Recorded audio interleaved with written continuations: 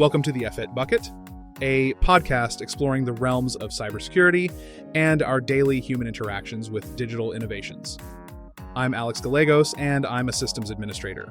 Ashley Keski, cybersecurity specialist. Paul Ruffalo, a cyber consultant that doesn't know what he wants to be when he grows up. Excellent. And welcome to episode 2 of our little podcast. Thanks to everybody that's tuned in and listened so far. We absolutely appreciate you very much for joining us. If this is your first time joining us, then thank you for being here, and we hope you'll be back for other episodes in the future. So this week is a fun week. I'm looking forward to this episode. We get to talk about a topic that no one else, as far as I know, nobody else is talking about. Right. Yeah. No one. Yeah, just completely came out of left field, out of the blue, and I think people are going to be really surprised by it. We wanted to talk a little bit about AI and capital A, capital I, and what it can do for you, and maybe what it can do that might be a little dangerous. So some things to look out for. And I think we kind of wanted to get started with just a few examples of some things that we saw within the last week or so online, some examples of AI being used in some malicious ways. This first story that we have here comes from the Register about a pretty epic deepfake that was used to steal $25 million from a Hong Kong business. The title is Deepfake CFO tricks Hong Kong biz out of $25 million. So just a really small amount of money there. Yeah. Which I think what's really interesting, well, here, we'll give you a little about what happened. Again, this is from the Register. A Hong Kong-based finance professional at a multinational was reportedly swindled out of $25 million of company money when scammers created a deepfake of his London-based chief financial officer in a video conference call. The Hong Konger joined a vid chat in which his CFO appeared, but appeared a little off. So much so that the employee was initially suspicious, but his nerves were soothed as other colleagues he recognized appeared to join in on the call, the Hong Kong police reportedly explained. The fake CFO made increasingly urgent entreaties to execute money transfers, and the victim complied with instructions given during the call, eventually making 15 transfers into 5 local bank accounts. So, I don't know about the two of you. I've heard of cases of somebody's voice being deepfaked before, maybe a photo being deepfaked before. I have not heard of a case of not just one executive, but multiple people all showing up on a video call at the same time to pressure an employee into doing something that ultimately it's against their best interest in a social engineering attack. Has anybody else heard of anything like this? It was a first for me. Paul, have you heard any? I haven't, I guess not necessarily as an attack, but certainly deepfake videos are prominent. You know, you talk about almost more comedic in nature, you know, where you might take an old classic scene from a movie and put a new actor's face on it just to see what it would look like. Oh, sure. You know, Okay. like yeah. Dirty Dancing, I think someone put Schwarzenegger's face on Patrick Swayze and Patrick Swayze's face on somebody else, you know, so I've seen that before. Yeah. For sure, but I mean, I'm also envisioning Max Headroom from the 1980s with his, you know, clippy style and whatnot being in this meeting room and no one being smart enough to say that's fake. But it obviously was better than that. Yeah, this was a first as far as, first of it being as far as a boardroom, you know, online meeting and falling for it that way. This seems pretty new and convincing. Very much so. Yeah, one thing I hadn't noticed before when I read this initially was that this person worked in Hong Kong, although their CFO was based in London. I wonder if that possibly made it easier to pull off the the illusion. I wonder where the real CFO was during the meeting, though. Like, how the hell? Like, so if it's Hopefully not in a conference room in Hong Kong behind the guy. right, you wonder the context of the meeting. Was this like an executive meeting, or was it a department meeting, or something? And no one in the meeting thought to contact the real CFO, or maybe they weren't paying attention. Based on the information that we have here, I'm assuming that the person who was swindled is the only actual employee who was in the call. And everybody else who joined was also an AI deepfake. Oh. Oh. Are you I sure? didn't think. I don't know for sure, but it says his nerves were soothed as other colleagues he recognized appeared to join in on the call. That word appeared seems to at least imply that other coworkers were not actually joining the call. I'm looking for more information. And then it says the videos were reportedly created from past online conferences. Well, that makes it even more troubling. So you got one person is the victim, and who knows how many people were on that video on that conference that just basically swindled him or her. Right, exactly. I guess it is a him. And part of the advice that we commonly give to people is, make sure you have double confirmation of whatever you're being asked to do. First of all, there should be procedures. There should be a form that somebody has to ideally send from inside the company. Like, they have to be signed into a VPN. They have to actually prove that they are the CFO in order to start the money transfer process. That's in a perfect world. We realize not every company has that. And even if the company does, sometimes it's hard for a lower level employee to tell somebody who is a C-level employee or who appears to be a C-level employee, no, I'm sorry, I'm not going to do what you asked me to because it's not company procedure. But then one of the other things that we've always told people to look out for is independent confirmation. It's like, well, if the CFO is asking you to do something, does the CEO agree, or the head of accounting, or somebody else? And if that person also appears to be on the call and is saying, yes, I'm in the same room with the CFO and I'm confirming that this is okay for you to do, that's an incredibly sophisticated attack and incredibly difficult. Like, that's so much pressure for an employee to say no to at some point. The article does later say that there are disputes.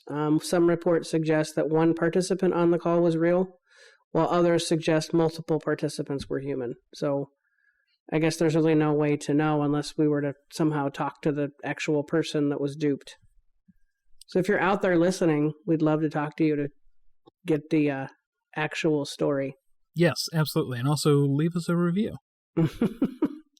Obviously a lot went into this because the attackers used genuine conferences to not only produce video but also audio and pull this off. So easily would have been, days, weeks, if not even months to get prepared and do it.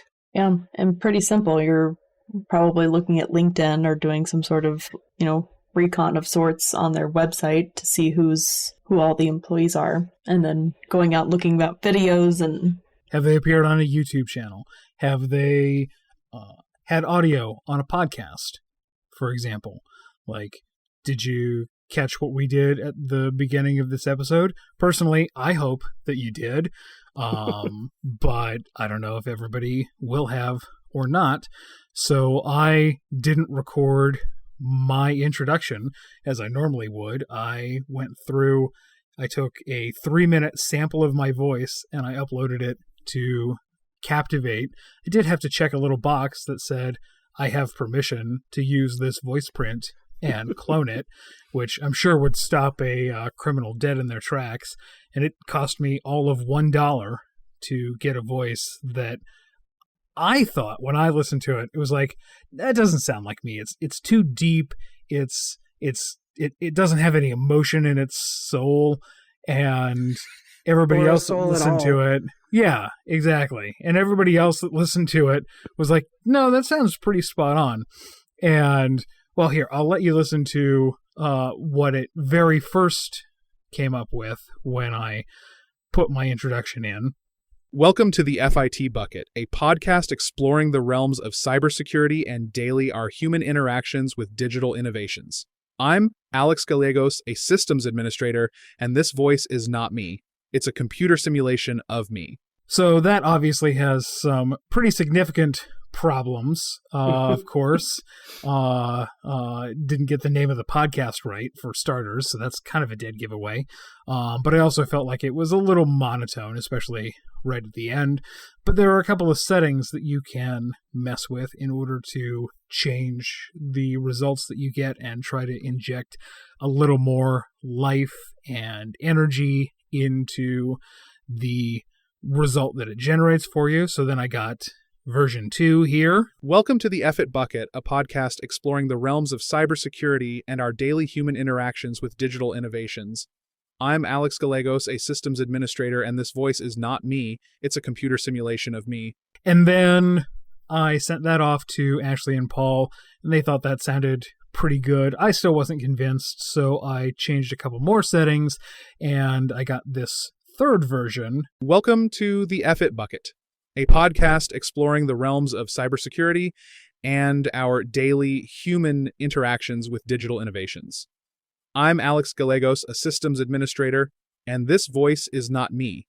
It's a computer simulation of me. And yeah, I don't like version 3. I really don't like that. There's something uncanny about hearing my own voice come out of my computer speakers and say things that I didn't say. I don't prefer it. I don't recommend it. If you think that kind of thing is cool, then by all means, go ahead and give it a try. I certainly thought it was at the beginning, and then it very quickly dove into the vocal uncanny valley very, very fast. Yeah, so it's I mean, for me it's compelling and troubling that it's so easy to do something like that.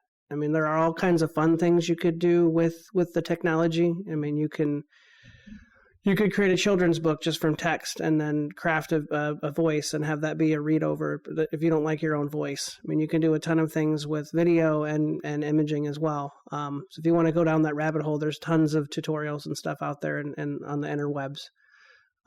But I still think, if you look at this particular attack, the cyber kill chain remains relevant. And the first step in that chain is reconnaissance. And one of the countermeasures for reconnaissance is to limit the amount of information that you openly give people access to.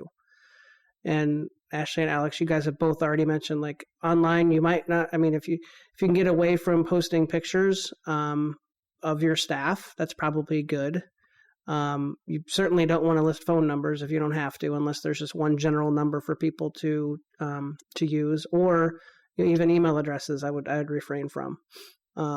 But some of these things I even said on a webinar today, and the people that ran it said we will be posting this video to YouTube because they do that for marketing. And I'm just thinking, well, there's two people here that are broadcasting, and it's their live video. So if someone wants to take the time to take that and then create a deep fake of them, they certainly could. But I mean, we're there. So yeah, for sure. And it surprises me how fast we got here. Like it came out, it was just a year, maybe a year and a half ago that we were getting the very first AI-generated images and videos, and they looked like the stuff of nightmares. And right? It was like, well, this isn't going to fool anybody.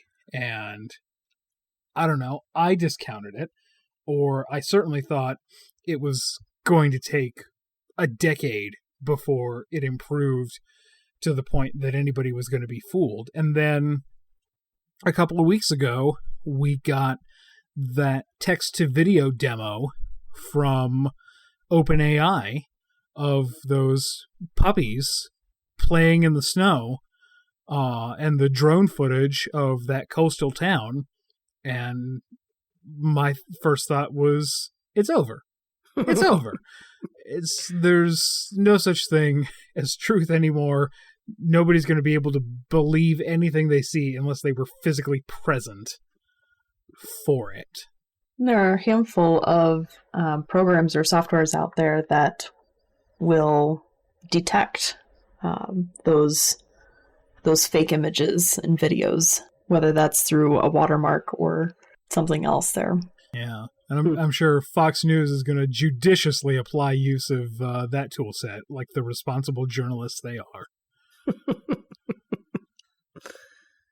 Yeah, I look at it, I'm super excited for what it brings to the world in general. And it's like any new technology. You've got to understand what it's capable of and figure out how you can protect yourself. And I think a lot of the standard countermeasures still apply. I mean, I really wanted to try to find the story online, but I can't find it. And I tried for a couple weeks. So again, listeners, if you find this story, if you please let us know. But back when the Ukraine war broke out initially, there was a news story about an old lady who was in her kitchen when soldiers showed up. And, she knew they were most likely going to try to kill her and her husband and then steal what they could and then leave. What they didn't know was her son was a soldier, and they had a plan in place. Should something like this happen, her job was to be as nice as possible to buy time in the hope that her son would somehow show up. And so she did that by offering them breakfast and, took her time cooking the meal. And after a bit of time, when the soldiers showed up, she looked out her window and saw her son walking towards the building. She held up a signal, like 3 fingers or something, which was their signal for, I'm in trouble, bring any help you can. So as a soldier, he ran away, got help, and within a matter of time brought his team back, and they were able to take down all the attackers and save his grandparents. So I look at that like the only reason that worked was they had a plan. And if you look at deepfake or someone trying to compromise a family member or friend, I think that's a really good countermeasure too, where you come in and say, well, hey, if Alex and I are having a conversation, I think I know it's Alex, but if I ever am unsure, maybe he and I just have a code word that, I challenge him with. And if he responds appropriately, great. If not, okay, I hang up the phone and call the police because Alex may no longer exist and we've got to find him. Yeah. Kind of like exactly. Terminator 2. Sure. Remember when the robot called the mom or it was an early phone call and it was like, she sounded weird. It's like, your mother's dead, Yeah. Your foster parents are dead. Damn Cyberdyne. Right. I don't think we'll have as much to talk about on this one, but this was concerning when we saw the link come through. Cybercriminals are using an Android and iOS app, Gold Pickaxe, to target devices specifically to steal the biometric verification data so that they can get into mobile banking accounts. So not just steal your Face ID, but like is it LiDAR that they're using? So in general, it's these cybercriminals manage to get software on mobile devices, specifically iPhones or Android phones. Mm-hmm. And in doing so, that software targets the fingerprint or facial recognition data, not the image, but the data that they then can use to get into their banking apps. Yeah, basically the biometric scan data that is used to unlock your device, and then I don't know for sure how it works on an Android device, but I know on iOS you can use that same face scan to authenticate into other apps. Like you can sign in with a password the first time and then just unlock that app with your face the next time. Mm-hmm. Yep, which is very convenient, but it is. You talk about SSO being super valuable, but I feel like when it first came out, people might have poo-pooed it because, well, it's one point of authentication. So if I break that, I can get access to everything. Right. And like, I remember when very early on when it was like, oh, use your face to unlock devices, which I think started with Windows. And then immediately somebody thought, well, what about photographs of people? And you could hold the photograph up and it would unlock the device just as well, because it was the technology in its early infancy. And then Apple comes along, and I give them a lot of credit for the secret sauce that they brought to the table, which is we're not just checking to see if it's a photo of you, we're actually checking to see if the space between your eyes matches and the depth of your nose, and like it actually has to be your face measured by radar, basically. And that's really great that they came up with that technology, but it's only a matter of time before somebody thought, well, there must be a way that we can exploit this. And sure enough, it seems like that's what's happening now. This particular case, I feel like there's maybe more traditional engineering involved, because they had to bypass the app stores to even get the software to install. Well, yeah, I was reading up on that. They delivered this app via the beta store, so that's how they were able to get around that. Yeah. So again, I think if we talk about good countermeasures, and I'm wondering, did users openly install this then? So for some reason, someone would want something called Gold Factory or a Golden Pickaxe to download. Like, I'm going to go and download that. Why would I download that? It was described as a trojan, so I'm assuming that it had another purpose, but I haven't seen specifically what it was supposed to be. Did they, piggyback off of something to send them to go download it? Because even then you still... I don't know how the beta store works on an iPhone. Yeah, there's packages of stuff that are just downloaded automatically, and it sees if your phone blows up. That's scary. Here we go. According to Bleeping Computer, victims are approached through phishing or smishing messages on the Line app that are written in their local language impersonating government authorities or services. Okay. The messages attempt to trick them into installing fraudulent apps, such as a fake digital pension app hosted on websites impersonating Google Play. So the user has to proactively install it, which is good, and they're getting duped by traditional methods, either a falsified text or a falsified email. Yeah.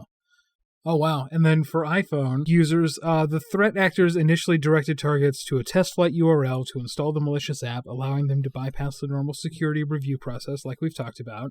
But then, when Apple removed the test flight app, the attackers switched to luring targets into downloading a malicious mobile device management profile, which allowed the threat actors to take control over the device entirely. Even better. And I've been reading several news articles and podcasts lately where the only way to stop that is to shut down your phone and reboot it, which is something that I used to do all the time, but how many of us actually power down our phones anymore? Unless there's been an update. Not often. Yeah, so they could be sitting on there for days or weeks. I'd be worried about doing that and then it updating the boot sequence or whatever, is valid there, to have it run even more in the background so it doesn't shut down. Yeah. I wonder if I should start a once-a-week reboot of my phone, whether it needs it or not. Just the same as I would for any other device. Probably. Not a bad idea. Tim Cook, if you're listening to the podcast and that is a bad idea, write into the show. Let us know why. As we speak, I'm rebooting my phone right now. Perfect. Although I think I did reboot yesterday for an update, so... And I don't know, are there any applications out there that can just monitor your phone for any sort of malicious activity going on in the background in memory, or... Because isn't Apple kind of known for not allowing programs to do some of that stuff? Well, it's supposed to be a closed ecosystem to the point where anyone that tries to build an app that goes to the Apple store, they tell the horror story that it takes an act of God to get it approved. Android seems to be a little bit more flexible. But even, I know like a lot of the phone providers now bake in monitoring software on those phones too. But how good are they? I don't know. I mean, I check mine every now and again, and I always have green check boxes, but that doesn't mean a thing to me. It's like, oh, okay, I'm protected, but am I really? Yeah, I had one of those on my phone, and I recently did a Google search and discovered that it's actually garbage. So, Well, there you go. I think I paid like $8 for it. Per month, not just once either, right? It's I added. think it was just once, hopefully. Just yeah. once. Nice. Yeah, there are reputation services out there you can subscribe to too that kind of go beyond credit rating and that kind of monitoring, where they'll monitor your online presence and notify you if something looks awry. I do actually really like the anti-spam call features, where if it's someone's calling in from a known bad number, it'll flag it as spam. Sure. Do have to watch out for that though, because I have had some legit people call me that come up as spam warning, and then I answer the phone like, "Oh, it's you." It's like, you need to know your phone's registered as spam. They're like, "Well, that's your problem, not mine." Well, no. Your phone number for some reason is registered that way. I can fix it on my phone, but others won't do that. That might be why you're not getting calls. Golddigger, also known as the second trophy wife. Yeah, or Willie's chocolate experience, right? Right. Joe, did y'all see that? Uh-huh. I don't think I did. Oh, you did. Oh, okay, Ashley. Oh, you are in for a treat. Open up Google for me. Oh, we'll get your live reaction to this. Open up Google for me and just type in Willie's chocolate experience. How do you spell Willie? The traditional way. Willy? Yeah. Is there? I guess IE. Okay. Yeah. I know. Like, do I need to do this in a private browser? No, it's fine. It's Like the website, or is there a video? Just go to images. Just look at some of the images and yeah.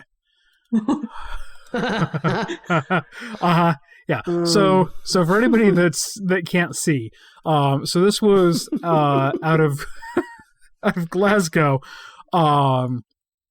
This was an we're gonna say experience.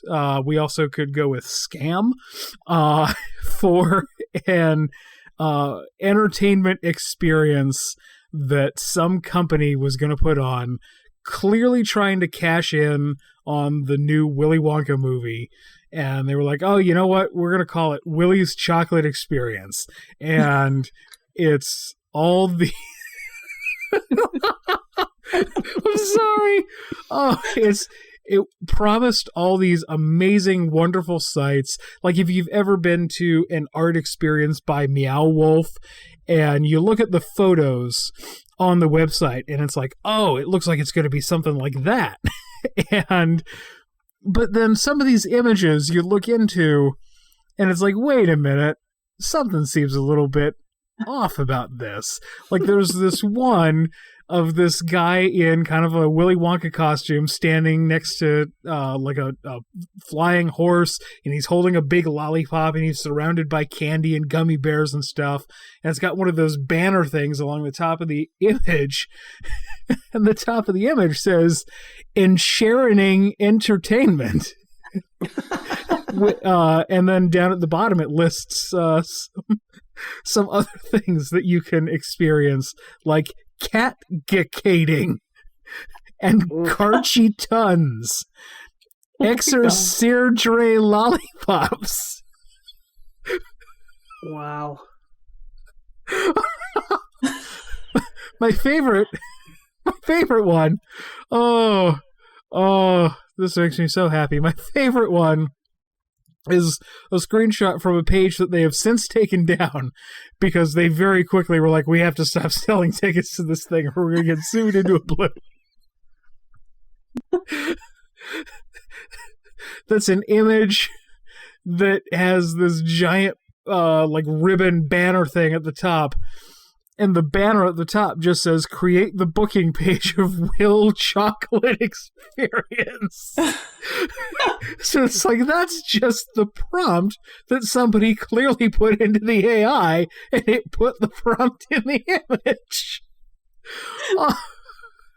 That's amazing. And then the photos from inside this place, the actual reality, are like, there's a small bouncy castle in one corner of the room. There's like a couple plastic gummy bears and a couple plastic lollipops. And one like stupid backdrop printed on a sheet hung against the wall that you can get your photo taken against. And it's like sagging in the middle. It looks like somebody spent $50 to put this thing together. Well, How much money did they? Yeah. Yeah, it said, the articles over and over say the experience is shambolic, and parents want a refund for their $44 tickets. Yeah. And then somebody online on Twitter, I refuse to call it X, fight me. Somebody on Twitter did a little more digging, and they found all the props that you can see in the warehouse that they rented to put this shambolic experience together. And it's like, wait a minute, they just rented these for like a week from some prop house in the area, and they're all just chocolate factory themed. And it's like got fonts from the old movie with Gene Wilder, but nothing. It just says chocolate bar and golden ticket and factory on it. It's like everything about this is horrible. It's like those really bad YouTube automatically generated videos where no human bothered to watch the final product before they pushed it. Yeah. And to think that somebody looked at this and stood in this warehouse and thought, this is okay. It's all right that we begin to sell tickets for this and invite children. And I mean, I wonder how much money they made before they shut it down and ran away. Probably a lot. Oh, man. Yeah. So this is a whole new level of epic. It is. Yeah. It's an epic fail on, gotta love that. Every now and again, I search it up because it only happened last weekend, a couple of weeks ago by the time you're hearing this podcast episode. And every now and again, I do another Google search, and I see another photo that some disappointed parent posted online, and every one looks sadder than the one that came before it. That's fantastic. You didn't get the memo. Shoot. Yeah. That's great. Well, that was a good segue. Well done. Yeah, thank you. Yeah, appreciate it. We remind our listeners that we have a basic list of things we want to talk about. More often than not, we won't get to it because we find rabbit holes to dive into. Yeah, pretty much. It's just who we are as people. I've accepted it about myself by this point in my life, and I think you should too. About yourself or about me. Yeah. Interviewing is hard because I realize I very rarely answer the question, but I tell a good story. Yeah. So our main topic, we wanted to talk about AI in a little more detail,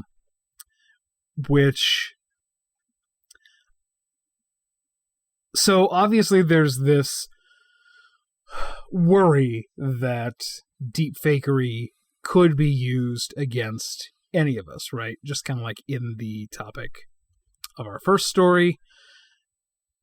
And so I got to thinking about how likely is that to happen? Now, obviously, we have cases of it happening, right? Where somebody impersonates an executive's voice or a manager's voice and tries to get an employee to do something that they ordinarily wouldn't do. So I'm not saying that these things don't happen, but, in the Hong Kong example, that was a targeted attack against a specific employee in order to score a pretty significant payday of $25 million. When I stack that up against the odds that, somebody's going to maybe try to FaceTime me and try to convince me that they're my mother or a coworker or just a friend of mine, and that they need $100 right now in order to avoid a problem that they're having. I don't necessarily think that where the technology stands right now, the payoff is worth the reward. No, that's two words for the same thing.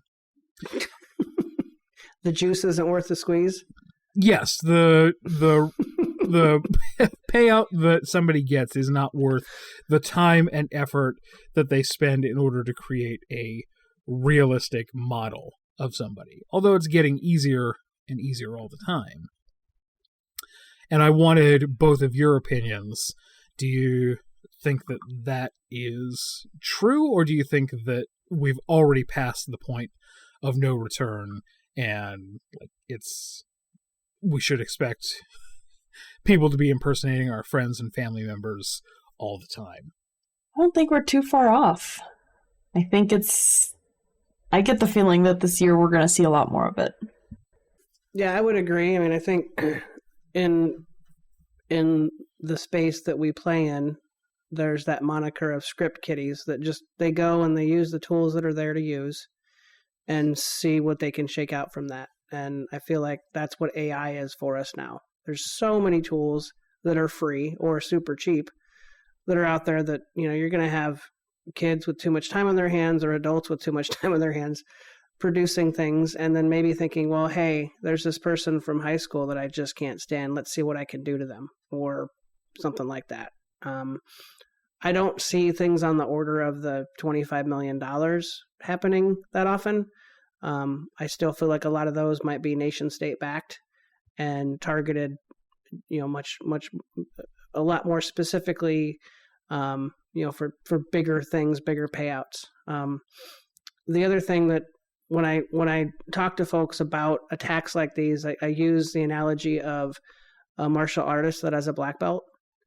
There are dozens upon dozens, sometimes hundreds of people around you, if you're walking, that have training either formally or informally, but you don't see them out there knocking people out just because they can. They typically need to be provoked. So if you're not out there openly provoking the attackers, the likelihood of them doing something to you is fairly low, in my opinion. I'm happy to be proven wrong, but I don't think that there's people out there that openly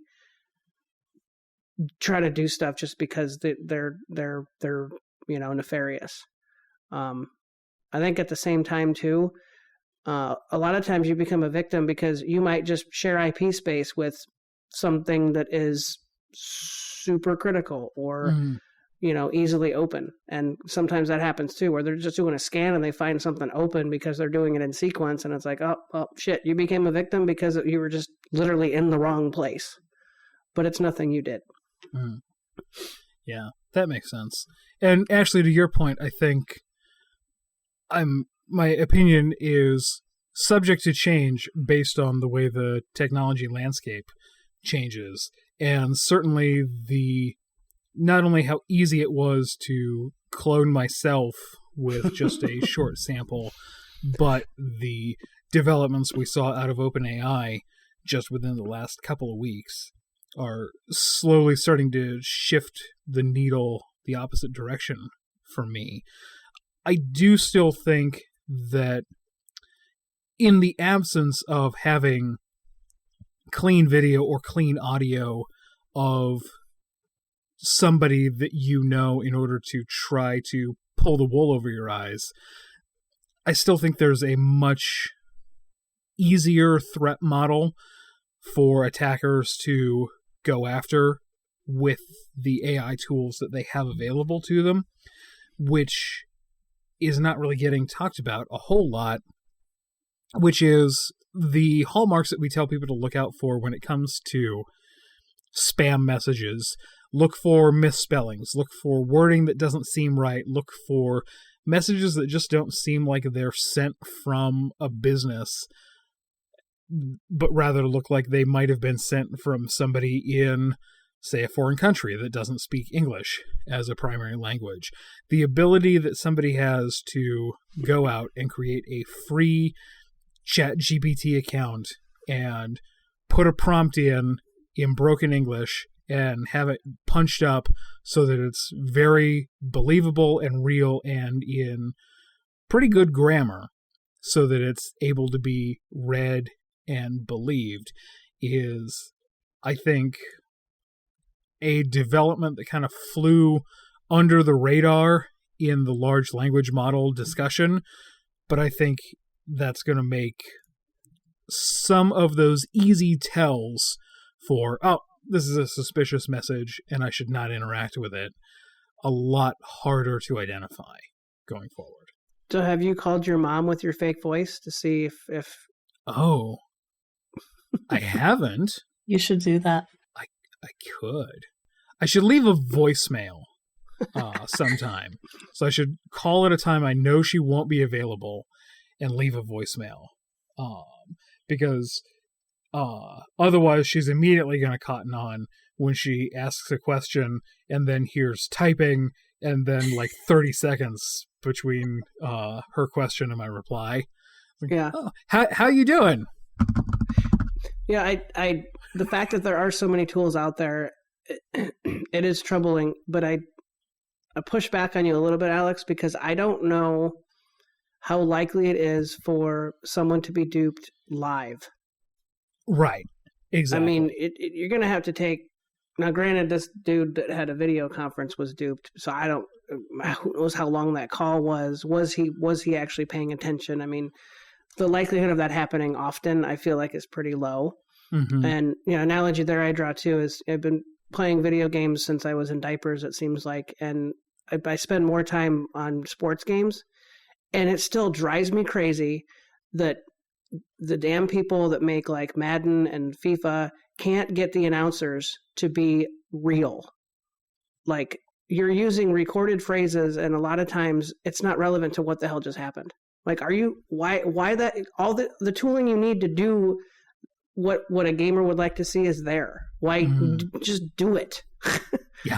I don't get it. Like, because I mean, they're bringing back the college football game this summer, and a couple of the people that have done the announcing in past years, they've been working for 2 years doing voiceovers for this game, spending hours upon hours reading script. And I maybe I'm just naive, or maybe too optimistic in that they can't just go and replay old games, remove the background audio, and take the announcer audio, turn that into text, and then flip that into actual speech. Like, why does it have to be pre-recorded? I don't get it.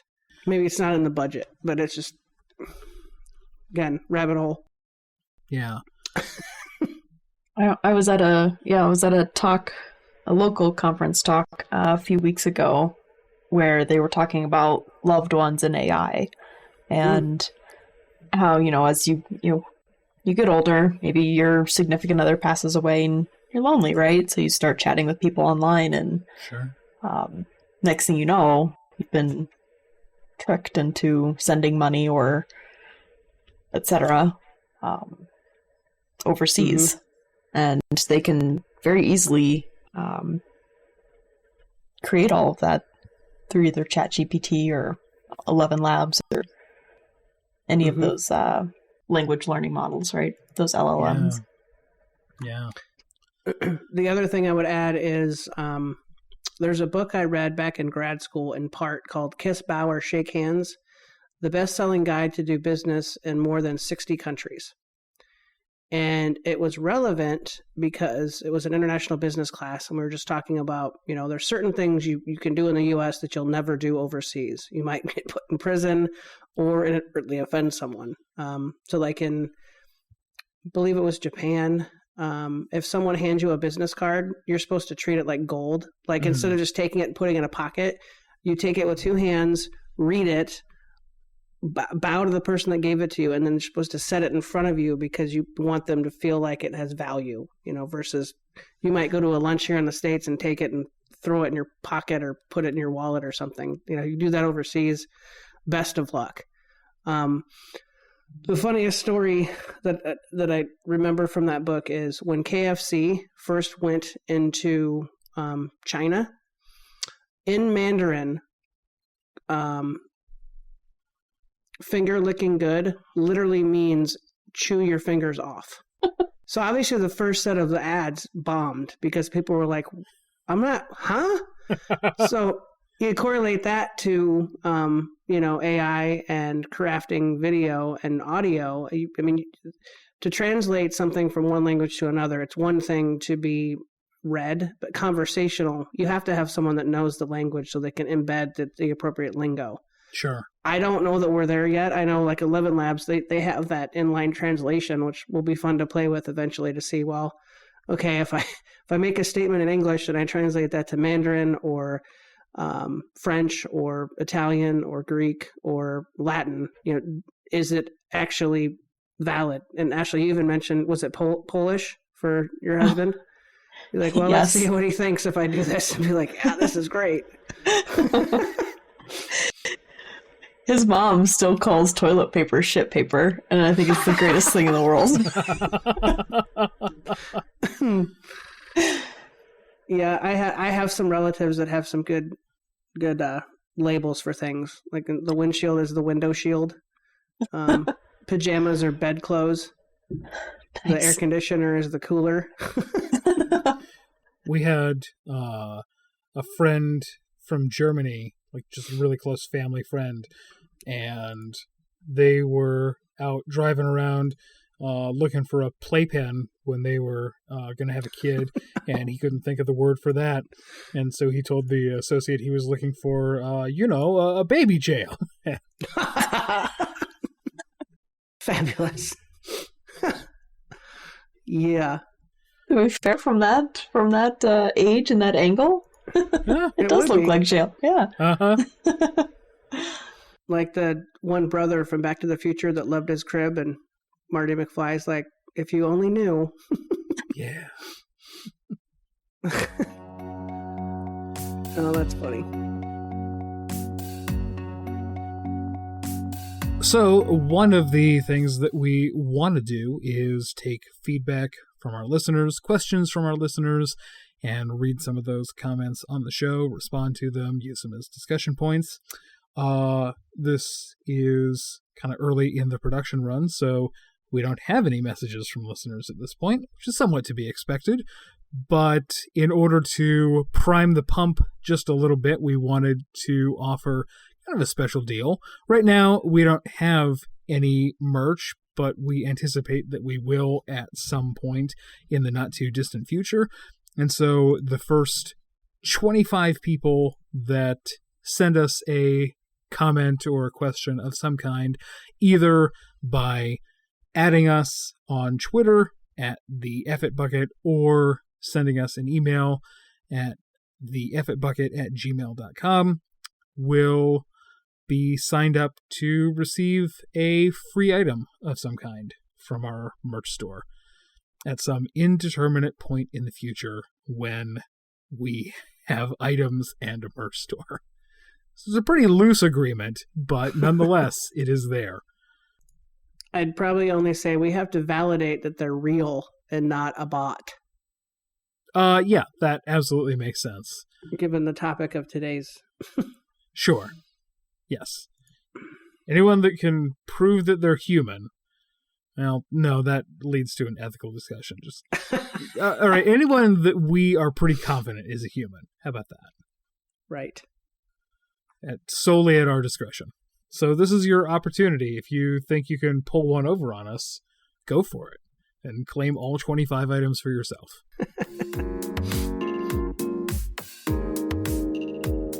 All right. Heavy topic, kind of. Anybody seen anything good lately? Anybody watching anything good? Reading anything good? Seen any good movies? Anything? Ooh, so,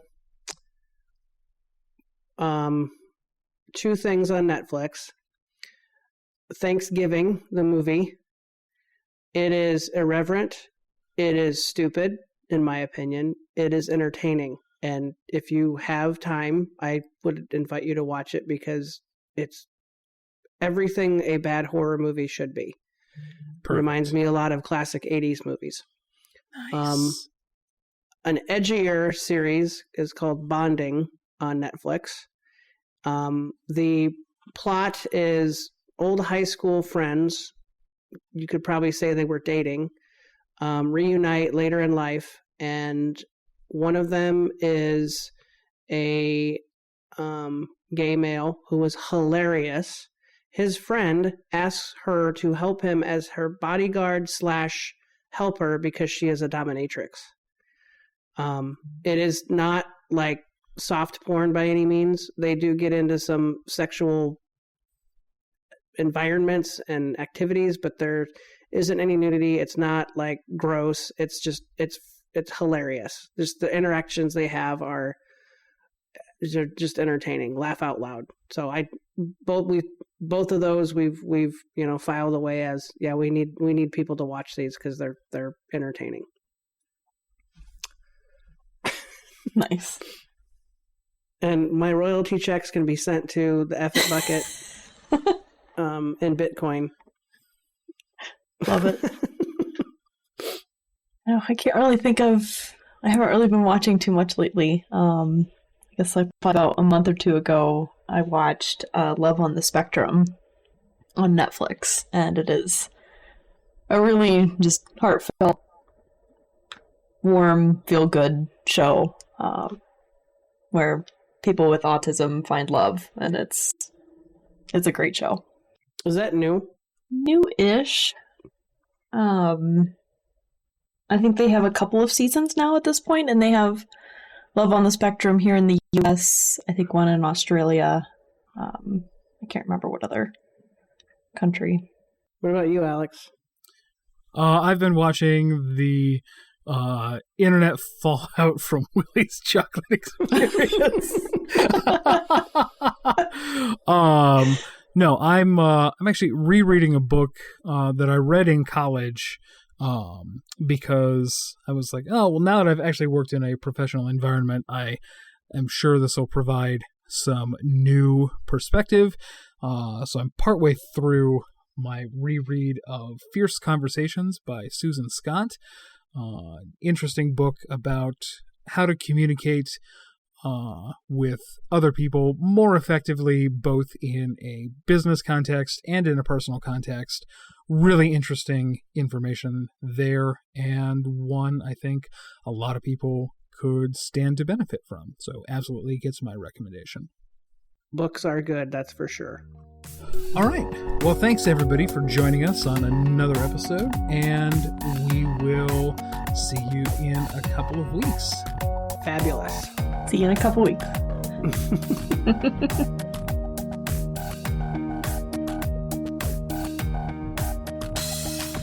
The F It Bucket is hosted by Ashley Keski, Paul Ruffalo, and me, Alex Gallegos. We're edited and mixed by Alex Gallegos. Our theme song is Limit 70 by Kevin MacLeod. We're a new podcast and are still getting our feet wet. Thank you so much to everyone who has taken the time to listen to an episode so far. We really appreciate you being here, and if you like what you're hearing so far, we would love it if you would leave us a rating and a review wherever you heard the show. There's nothing you can do that would help us more at this stage than to help us get the word out. For those who already have left a review, or those who are going to, thank you.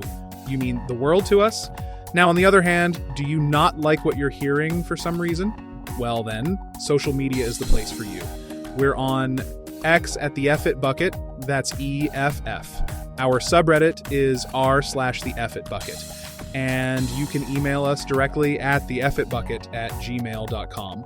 Our next episode comes out on the 28th of March, and we hope you'll be there with us, but until then, these two enthusiastic amateurs with a microphone and a dream and one AI simulated voice are signing off.